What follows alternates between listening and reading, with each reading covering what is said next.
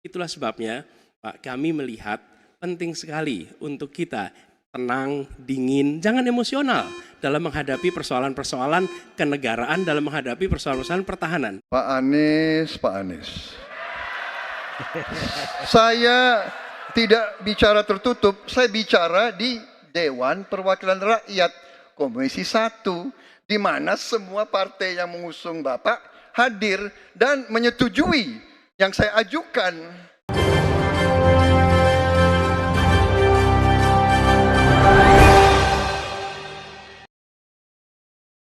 Assalamualaikum warahmatullahi wabarakatuh. Di debat ketiga Pilpres 2024, Anies Baswedan, capres nomor urut 1, yaitu meminta Prabowo untuk tetap tenang dan tidak emosi dalam menghadapi persoalan negara dan pertahanan, di mana Prabowo diberikan kesempatan untuk bertanya kepada Anies. Jadi Prabowo menyinggung pertanyaan cawapres Anies yaitu Muhaimin atau Caimin dalam debat sebelumnya, di mana Caimin mengatakan bahwa Indonesia tidak dalam keadaan perang sehingga tidak harus membeli alat perang.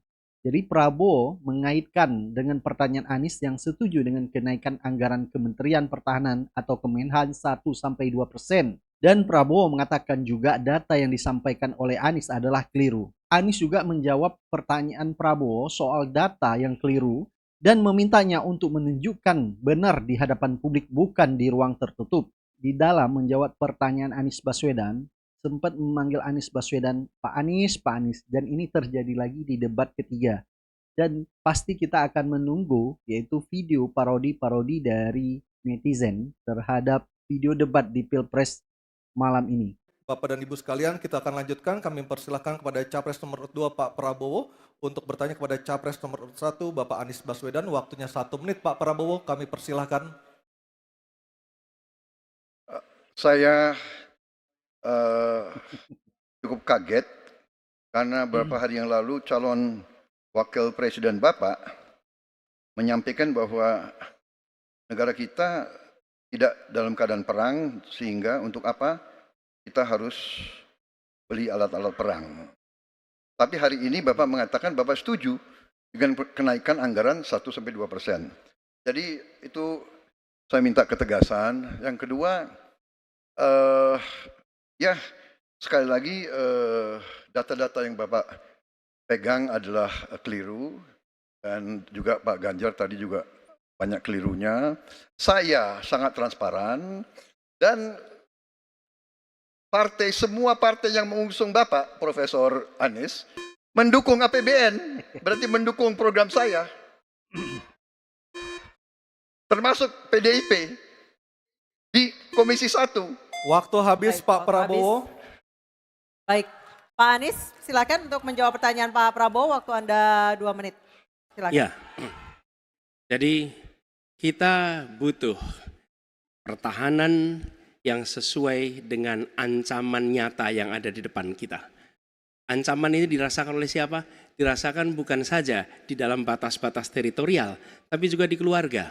Bagaimana ancaman atas penipuan online, bagaimana ancaman atas peretasan, bagaimana ancaman atas judi online, bagaimana ancaman-ancaman terorisme.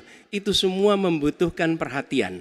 Jadi bukan memutuskan untuk belanja alutsista berdasarkan selera dan berdasarkan preferensi masa lalu, tapi justru harus mencerminkan kebutuhan masa depan. Inilah yang menurut kami penting. Ya, anggarannya perlu kita tingkatkan, tapi jangan keliru. Ancamannya juga mengalami pergeseran. Jadi itulah sebabnya mengapa kita melihat perlunya ada strategi yang baik. Supaya apa? Supaya kekuatan yang kita miliki mereka bisa bekerja dengan optimal, tidak sia-sia. Lalu Pak Prabowo yang saya hormati, ini bukan soal pribadi, ini soal negara, ini soal policy. Penjelasannya ya di tempat ini, bukan di ruang-ruang tertutup yang tidak diketahui oleh publik.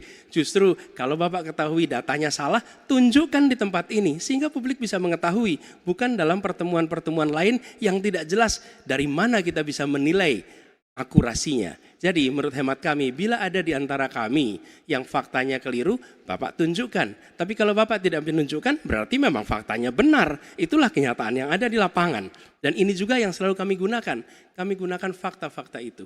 Itulah sebabnya, Pak, kami melihat penting sekali untuk kita tenang, dingin, jangan emosional dalam menghadapi persoalan-persoalan kenegaraan, dalam menghadapi persoalan-persoalan pertahanan. Demikian jawaban kami. Terima kasih. Baik, terima kasih Pak Anies. Oke, tenang dulu. Tenang dulu. Mohon tenang Bapak dan Ibu, mohon tenang supaya kita bisa mendapatkan intisari dari jawaban maupun pertanyaan dari ketiga capres kita ini. Dan kami persilakan Pak Prabowo untuk menanggapi Pak Anies dalam waktu 1 menit Pak. Kami persilakan Pak Prabowo. Pak Anies. Saya tidak bicara tertutup, saya bicara di Dewan Perwakilan Rakyat Komisi 1, di mana semua partai yang mengusung Bapak hadir dan menyetujui yang saya ajukan. Jadi dan juga sekarang waktunya nggak ada, jadi saya mengundang kita bicara terbuka.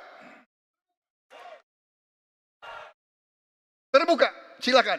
Tapi saya ingatkan, Bapak cinta atau tidak dengan negara ini? Masa kita mau buka semua kekurangan kita, semua masalah kita buka di depan umum? Apakah itu pantas? Di negara yang baik, di negara maju, masalah rahasia ada, Profesor. Jadi bohong, saya tidak minta tertutup. Saya terbuka, Komisi DPR terbuka. Baik, waktunya habis. Waktu habis Pak Prabowo, waktu habis. Kami persilakan Pak. Mohon tenang.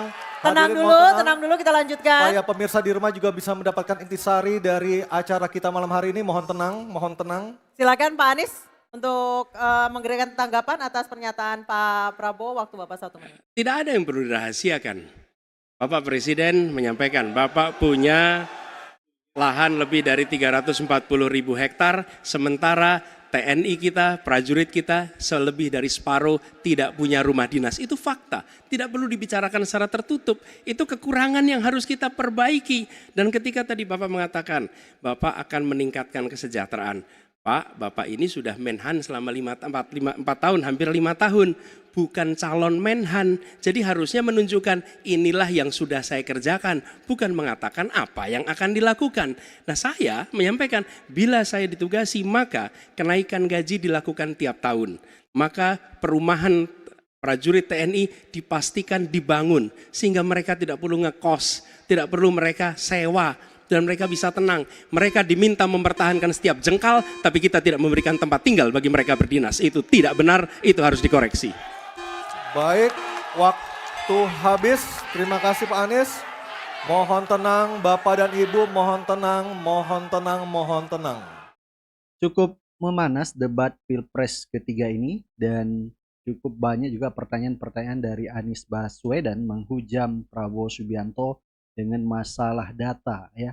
Jadi data tidak perlu tertutup, langsung dibuka secara terbuka. Baik, silakan Anda beri pendapat dan komentar Anda. Kita akan ketemu di video selanjutnya. Assalamualaikum warahmatullahi wabarakatuh.